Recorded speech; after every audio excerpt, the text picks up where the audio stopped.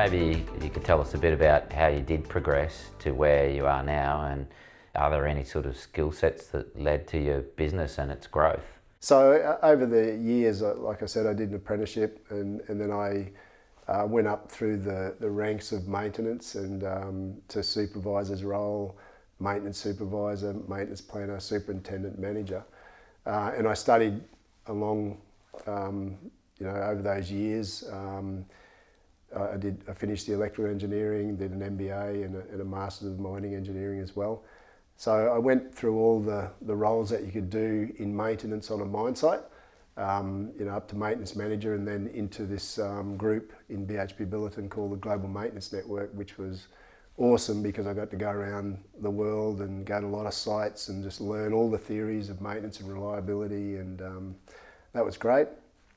And then I had done all the roles you can do in maintenance, and so including the central maintenance sort of leader or leader for the business. And for my career to progress, I really needed to go down the path of general management or something like that. So that was what I thought was happening. I thought my career was heading down that path, and then my family decided we were going to live in Brisbane here, and we were very comfortable with that. So for me to continue working in the mines, it had to be a fly-in, fly-out role.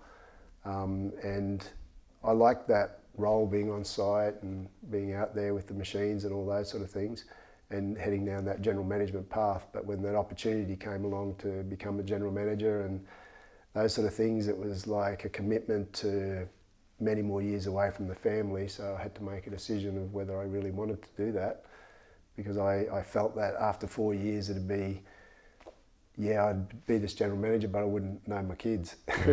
Yeah, familiar story. I recognise that one. So made the decision to come back to Brisbane and live here, and I didn't want to work in a central role with a big mining company because I'd done that. So the decision was to start Bluefield, and did that with a guy that I'd known for a long time, who'd been in consulting organisations and had started successful organisations before. So he was a partner of the business at the time. So we started off and built it up from there. So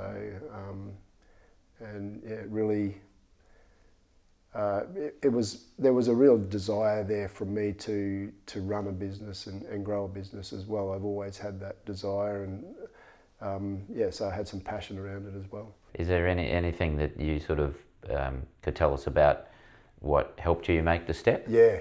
So actually having Jim Mahood and my business partner there was really helpful, because he was able to allow me to understand the risks, So what are the risks? The risk is that you go out to business and worst case scenario, it doesn't work and you go back and work in the mines. Yeah. So, really when you look at it like that, you can manage what the risks are. There may be some income risk that you lose or something like that, as long as you don't put yourself in a lot of debt. So it was sort of overcoming those fears, I suppose. And Jim was a part of helping me understand that and move forward. And certainly in the early days of Bluefield, Jim, his knowledge of how to manage the business and manage the risks associated with a market that goes up and down, and we went through a very big down cycle there. That was invaluable to have that sort of experience. Yeah, and it's interesting that we've had the podcast with Ian Goodwin talking about mentors, and other people have talked about mentors. Obviously, Jim might have been a bit of a mentor along the way, or people like that help you make these decisions. And definitely. You need people who can help you, wade through the issues and make the right decisions. And in the end, it's always your decision. You've got to make the final decision, but you've got to get input from other people. In a lot of different areas where you may not have all the answers. Yes, recognising where your weaknesses are and find out some more answers around that to help you get over them. Exactly, and certainly in the financial space for myself, some help is required. Some assistance along the way. Yeah, absolutely. It took me some years to realise I needed that too. Yeah, that's right. There's a few things.